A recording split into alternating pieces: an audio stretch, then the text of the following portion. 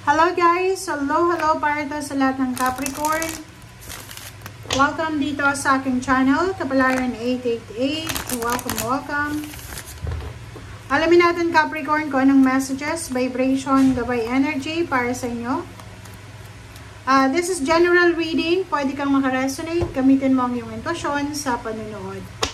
Okay Capricorn, first card mo is New Moon in Cancer. You and your loved ones are safe.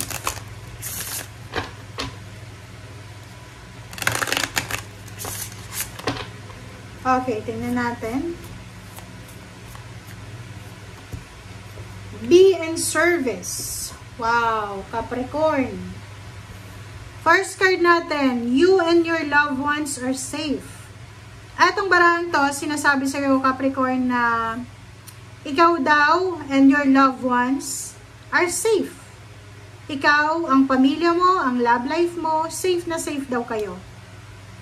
So, kung halimbawa nag-aalala ka, huwag ka nang mag-alala kasi nasa tamang energy ka sa ngayon. And be in service, 41.5. Sinasabi ng baraha dito na kung may kakayahan ka na tumulong emotionally, physically, or financially, or spiritually, be in service. Pwede kang tumulong. Pwede kang, dyan sa mga kapitbahay nyo, sa mga kakilala nyo, kung may mga kailangan silang tulong, tumulong ka, diba? Hindi naman lahat puro pera yung kailangan ng tao. Maybe, someone na makikinig sa mga problema, sa mga hinaing, or sa pagpipray, di ba? Pwede nating i-pray ang isang tao na medyo namumroblema, parang ganun. Okay. Scorpio, first card mo dito is knowledge and objective. King of Air, isang air signs, Gemini, Libra, and Aquarius. Ang posibleng mamimet mo or pwedeng kakilala mo na siya.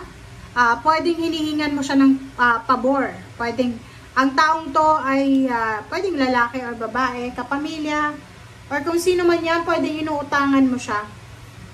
Comment down below. Pwedeng umuutang ka dito, pwedeng kapatid mo siya. And posibleng makatanggap ka ng rejection. Hindi ka niya pautangin, hindi ka niya bibigyan. Parang ganon. Okay, Ace of Fire. Wow! Meron dito na Capricorn na makakatanggap kayo ng opportunity. It's either opportunity talaga siya, new job offer, new business offer, new career, new place of work. Isang exciting to na oportunidad ang posibleng papasok sa'yo. And yun nga, you and your loved ones are safe. So you are guided, you are protected sa kung ano man to na opportunity na i-offer sa'yo. Or maybe from fire sign, Leo, or Sagittarius. Yun yung pwedeng mag-offer sa'yo. Next card natin, the Empress. Wow! Dito sinasabi na posibleng makatanggap ka ng balita tungkol sa may nanganak, may nabuntis, or may buntis. Or posibleng meron ditong mga healthy lifestyle change, parang ganon. Or posibleng tungkol to sa parent mo, sa mother mo, kung buhay pa yung mother mo, sinasabi ng barahan na if feeling rejected ka, yung mother mo, or pwedeng kapatid na babae, siya yung makakatulong sa'yo para i-comfort ka. Okay, yung iba sa inyo dito, sobrang busy sa kanilang trabaho. Wala silang ibang gagawin sa linggong ito, kundi magtrabaho, mag-business, parang ganun. Wow. So, yun. Dalawang tao ito. So, pwedeng mag-asawa, mag-boyfriend, girlfriend, mag-nanay, mag-kapatid. Ang dalawang to ay nagpaplano sila, nagpa-partner sila, like may iniisip silang business, or nagbabalak sila together na mag-apply ng trabaho. Magkasama silang mag-a-apply, magta-travel. Basta dalawang tao siya. Hindi natin alam kung sino-sino to, but nagpaplano sila like mag-travel international, local, mag-apply ng trabaho local, international, lumipat ng bahay, parang gano'n. So, yun ang nakikita natin. Okay, charity, generosity, windfall. Wow!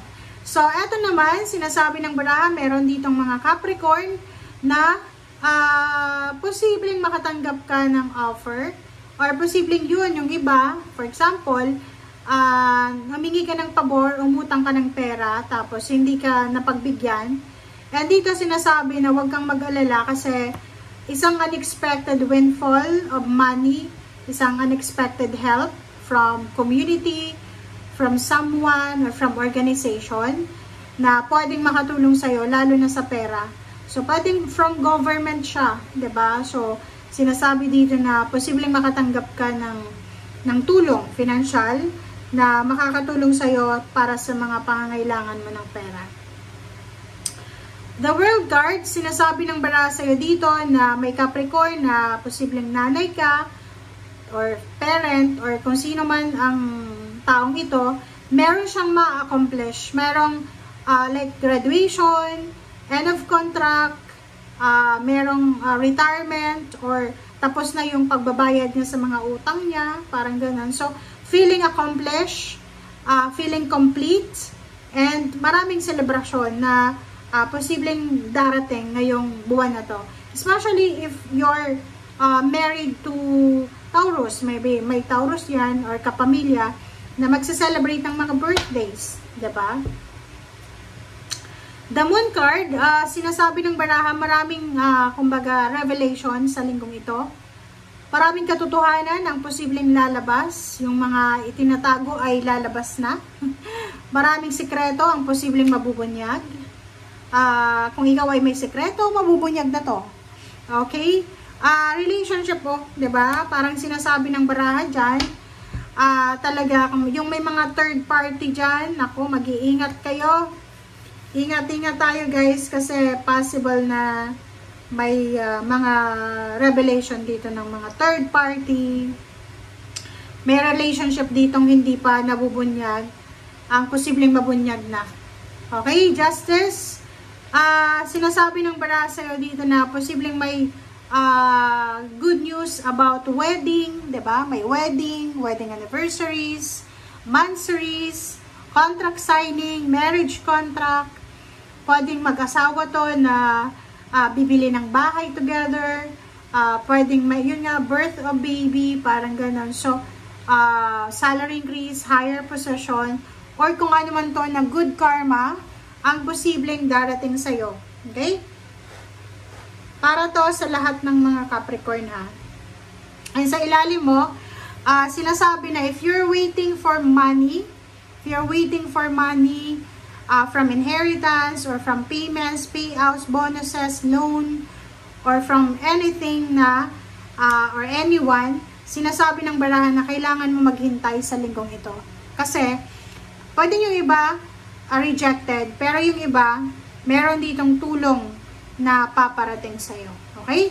And kung nag-aalala ka para sa pamilya mo, huwag kang mag-aalala. Kasi you're in the right place, you're in the right hand, you're in the right energy. Thank you, guys. Bye!